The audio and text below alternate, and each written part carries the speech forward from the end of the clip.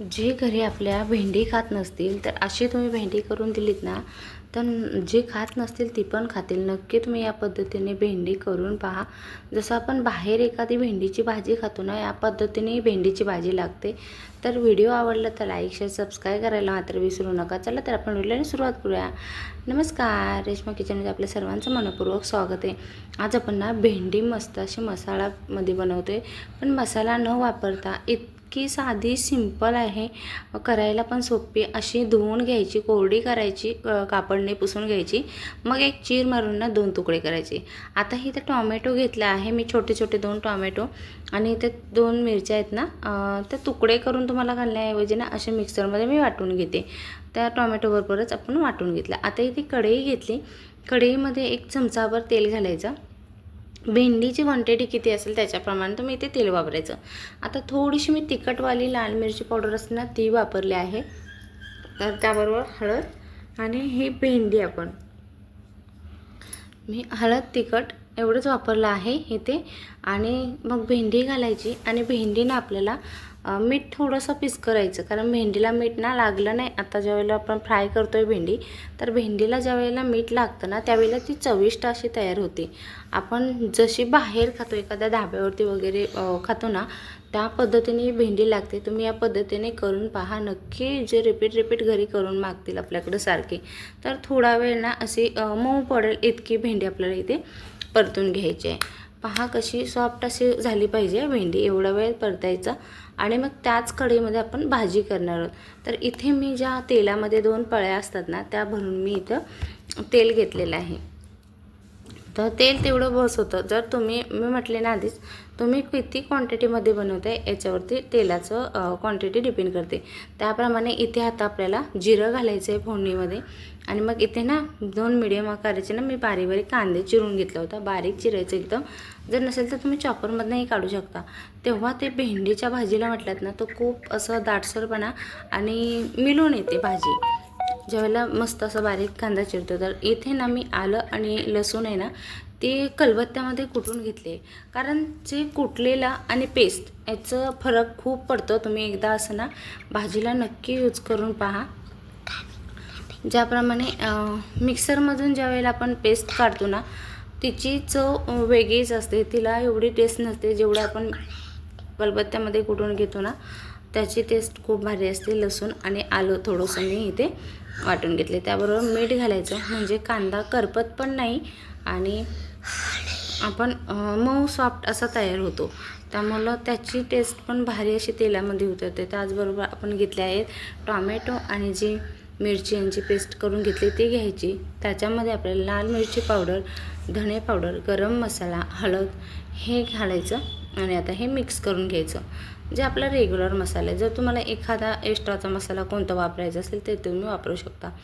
तर लाल मिरची पावडर म्हटल्यात तर तिखटवाली तुम्हाला हवी किंवा काश्मीरी वापरायची, ते आपल्या ह्याच्यावरती, आपल्याला तिखट किती हवं त्याच्याप्रमाणे. मी इथे काश्मीरी मिरची पावडर वापरली, कारण ऑलरेडी आपण ना पहिलं भेंडीला तिखट मिरची पावडर वापरली, आणि ज्यावेळेला टोमॅटो बारीक केला त्याच्यामध्ये आपण तिखट मिरची वापरली.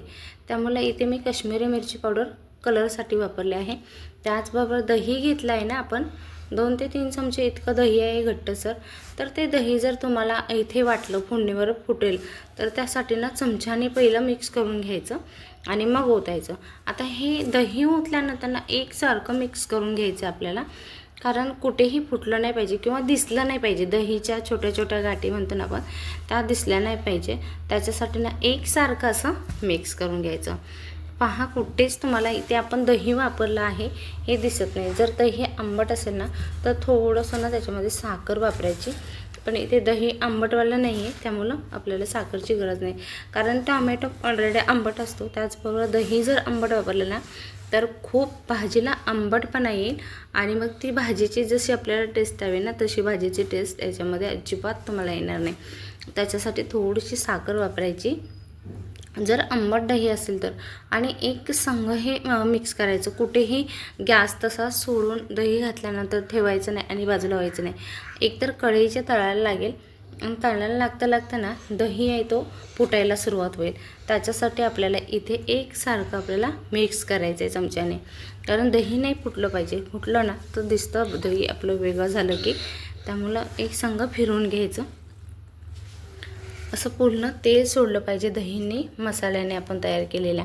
त्याच्यामध्ये आता ही दही जी भेंडी आपण परतून घेतली ना ती ओतून घ्यायची आणि मग मिक्स करायची. पहा दिसायलाच किती भारी वाटते ना. जर तुम्हाला वाटत असेल ना थोडीशी तपतपीत पाहिजे, म्हणजे दाटसरपणाची भाजी आपण म्हणतो. जर आता भेंडी मसाला म्हटला की भेंडी बाजूला केली तर ती वेगळी होईल. तर त्याच्यासाठी ना 1 ते 2 चमचे आपल्याला इथे पाणी घालायचे, म्हणजे भेंडीमध्ये जो मसाला आपण केला आहे तयार तो आतपर्यंत शिरतो इतकं आपल्याला 2 ते 3 चमचे इथे पाणी वापरायचे. पण पहिले आपण ना त्या मसाल्यामध्ये थोडा वेळ परतून घ्यायची भेंडी. छान असं दही वगैरे मिसळलं आहे त्यामुळं ती भेंडी ना मिळून आली पाहिजे. या पद्धतीने आपण हे मिक्स करायचं आणि एखादी वाफ काढून घ्यायची आपल्याला. 2 ते 3 चमचे पाणी टाकायचं, झाकण ठेवायची, एक वाफ काढायची. पहा किती मस्त लपलपीत आपली भेंडीची भाजी तयार आहे. तर कशी वाटली नक्की सांगा आणि तुम्ही ही एकदा तरी तुमच्या ना घरच्यांना करून घाला. नक्की सगळ्यांना आवडेल. खूप छान होते, टेस्टी अशी भाजी होते. कधी तुम्ही बाहेर गेलात ना तर भेंडीची भाजी ऑर्डर करणार नाहीत. ही भेंडीची भाजी आणि जी खात नसते ना ती तुम्हाला प्रत्येक वेळेला करून मागतील अशी भेंडीची भाजी. खायला तर करायला पण सोपी आणि खायला तर अप्रतिम अशी टेस्टी भाजी होती. नक्की व्हिडिओ तुम्ही पूर्ण पाहिला असेल तर तुमच्या मित्रपरिवारामध्ये नक्की शेअर करा. तरी अशी भेंडीची भाजी झटपट तयार होते. ज्यांना आवडत नसतील ते पण करतील आणि ते पण खातील. एकदा तर करून पहा.